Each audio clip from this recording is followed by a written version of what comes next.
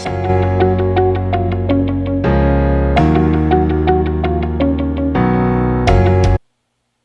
everyone and welcome back to another video here on Sam's Crafted Castle, and today we are doing this fun little floral frame card.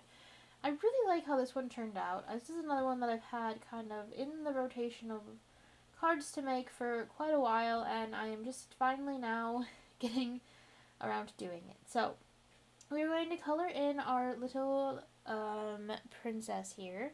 Forget her name. Let me check my notes here and see if I have it written down. I'm not even on the right page with my notes currently. I have been today is actually still December of 2025. I believe it's the 29th today. I don't actually know that.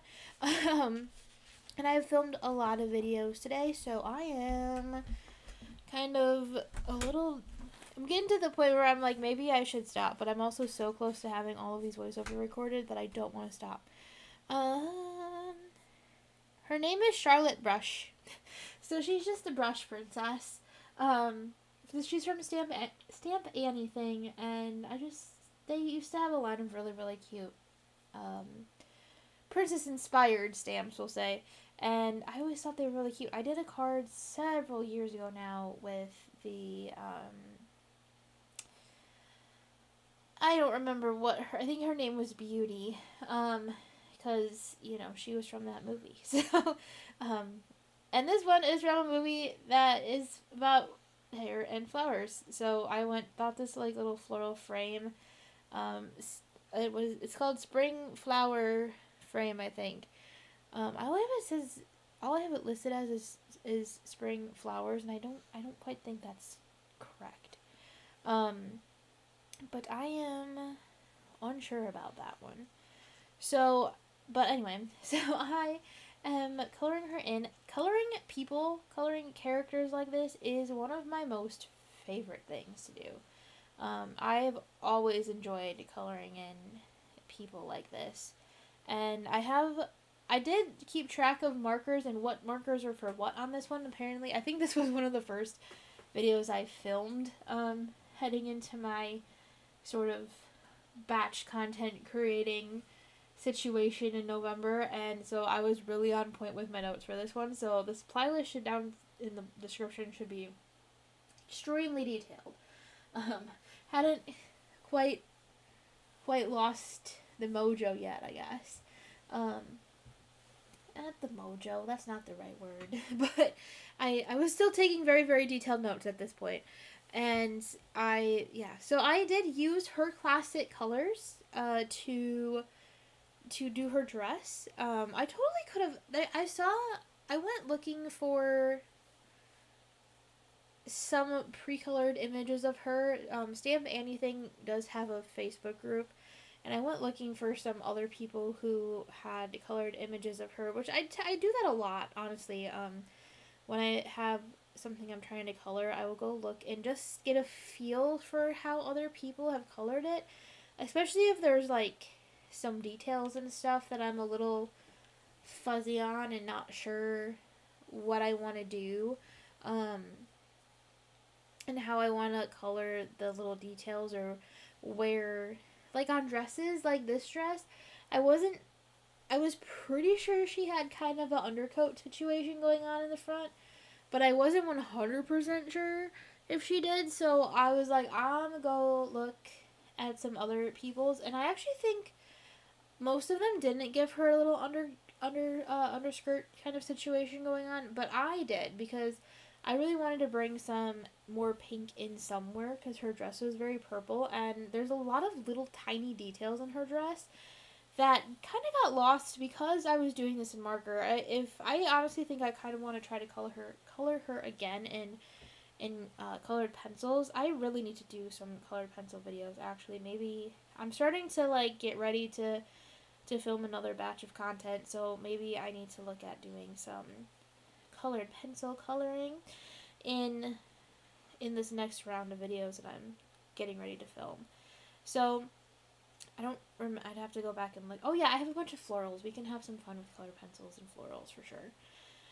So I talked in the monkey video, which was a couple weeks ago now. It was the first week in February.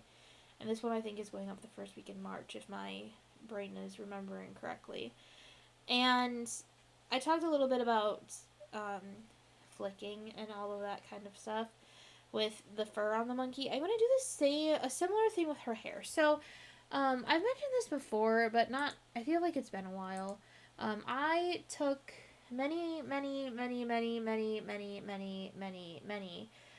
kit and clouder classes over the years.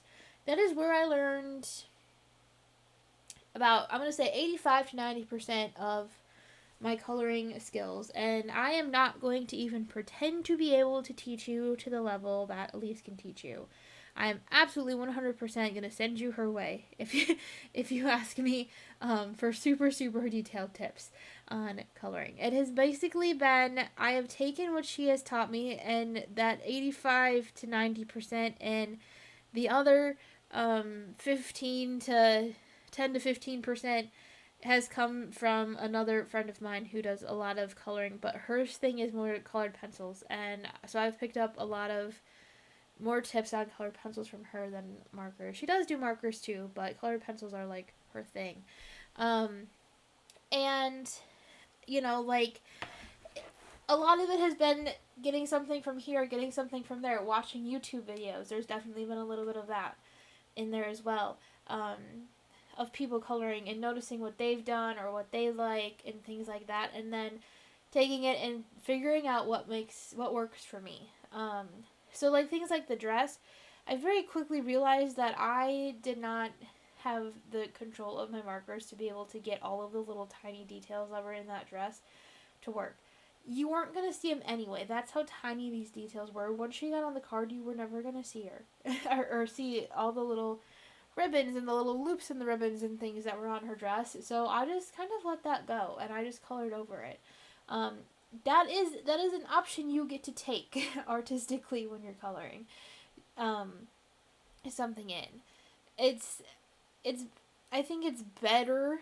It's a lot more true to the artist who drew them if you're able to get those details in. But also, it's not worth stressing yourself out over if that's too hard. If that's a little overwhelming to try and get all those little details in. My absolute favorite thing about this image, though, was coloring her hair. It has been a long time since I have been able to color an image with this much hair that has let me go into a solid amount of detail and have a lot of fun and use so many colors and I really had a lot of fun doing her hair, like a lot of fun. And I like I said, it's very rare to have kind of a image with this long of hair, and so it was just I was eating this up, y'all. I really was. It was good times. So I still get most of my color combinations and things from Pinterest. I did just get um a new Copic blends book for recording my own personal favorite blends. I have a little small, I'm like looking around for it, like I'm gonna pull it out to like show you guys, but you all can't see it anyway. um, but I have a little like tag set, like a little swatch tag, um, that I had sort of at one point intended to make into um, a sort of like reference of different Copic color combinations and things that I liked. I have a binder for that as well, and nothing's really stuck. So I don't know why I thought buying another like book was gonna stick, but we're gonna try it anyway. So I have that, and I want to pull it out and play with it, and I haven't had a chance yet. Maybe like I said, I'm filming this in late December, so maybe I'll have some time to pull it out. I also would love to do it on a live potentially. Um, but I want to play with it myself first before I do that. So, I don't know. Well, I'm so many ideas floating around in my head. But now we're done coloring in our little princess. So we are going to work on this frame. This is a die from Lawn Fawn, and I cut out the die cutting because there was a lot of die cutting, and y'all didn't want to be here for half an hour watching me die cut flowers. I promise. So I die cut the frame out, and then I die cut all these flowers in all kinds of different colors. I kind of knew I was going with a pink, purple, and yellow color scheme. So I had some scrap pink, purple, and yellow paper. So the other thing I've been doing a lot this year is using a lot of scraps, which is not a problem. I'm actually usually horrible about using scraps. So I am quite proud of myself for actually using them. I usually just throw them out. I'm not a paper saver person. Let me know down in the comments below. That's a good question. Are you a paper saver person? I am not. I do not like to save my scraps. They just like take up space, but I've got some new organization stuff going on, and I'm hoping that maybe that'll help me use the scraps a little bit and just waste less paper. I have plenty at this point still, so I'm not super like worried about like conserving it so I don't have to get more kind of way. I'm just, I don't want to waste it necessarily either. And, eventually you're going to get down to a scrap that's too small for anything. But I'm trying to not do that. Or to not waste quite so much. So I'm just sort of matching my flowers up, and I'll realize at the end. I don't think you really like see it in the video or anything, but I will notice that I'm probably not quite matching up the flowers correctly. Like there was one other size that I just wasn't seeing in my pile of flowers. So if I was going to do this again, I sorted the flowers by color. And if I was going to do this again, I'd sort them by size. But you know what? It all works out in the end. Because I was more worried about not necessarily having like the same colors together. But I should have sorted them out by size. So I really knew what I was working with. And I do have a bunch of extra flowers left over. So it'll all work out in the end. I have a ton of flowers, so I have extra ones to play with on other things, and I probably have enough to do a whole other frame with these same colors on them, honestly. Well, maybe not. I don't know if I have enough of the big flowers. I did cut less of those. But yeah, so I'm just going to glue all those on. Part of me wishes that there were extra leaves to glue on so that I could leave the frame green, but like a color and then have the leaves be green, like super. That feels like a Spellbinders die set though, more than a Lawn Fawn die set with the amount of die cutting and gluing and things that would take. And now that I'm looking at this and thinking about it again, if you wanted to do that, you could always color it. Like you could always cut this in white and then color the frame and then color the leaves and then use the die cuts to do the flowers. You could also I could have just taken some green colored pencil and added something to the leaves to make them stand out from the green frame a little bit more. But I'm also looking at a picture of the finished card because this one is I turned it into a birthday card, and which if you know this movie is a very central theme to the movie. Birthdays are a very central theme to the movie, so it felt like appropriate and to turn it into a birthday card. so, but I'm looking at the finished picture of it. That's the point, and I actually do really really like it. It's kind of one of those trust the process things a little bit, I suppose. I think I run out of glue in the middle of this too. Maybe that's a different video, but I'm pretty sure there's one of these videos that I run out of glue in the middle of it. I don't think it's this one because I don't really use that much glue. The other thing that I think would be really fun, so there's a die to cut the yellow centers of the flowers. And if I had a little more patience when I was filming this, which I didn't, I would have loved to do no, I think I do that. I don't know. Maybe I'm confusing it with another card, though. I'm going to zoom in real quick on my picture here and see. No, I do it. I did end up doing that. I think I do. I should wait. We'll wait till we get there and see. I had a gluey mess, so I had to clean up the glue because the sticky was starting to bother me.